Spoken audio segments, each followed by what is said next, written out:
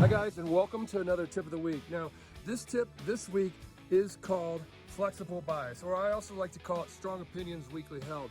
Now, what is this and why is it a tip? Well, as traders, we can get hung up on, hey, it's gotta go up, it's gotta go up.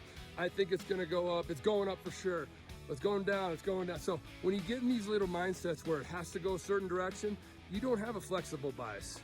Your bias is completely concrete and it going up or whatever direction you think it's going. Now, that hurts your trading because it doesn't allow you to be flexible. The markets are always changing, new information comes in, you gotta be flexible. If what got you in the trade still isn't there, get out of the trade. When you wanna get into a trade and it's not really showing, but you're like, hey, it's my setup, it's my setup. No, it's not your setup, there's another opportunity. And remember, the markets are opportunity making machine, so have a flexible bias, or what I like to say is have strong opinions that are weakly held. So hopefully that tip of the week will help you out.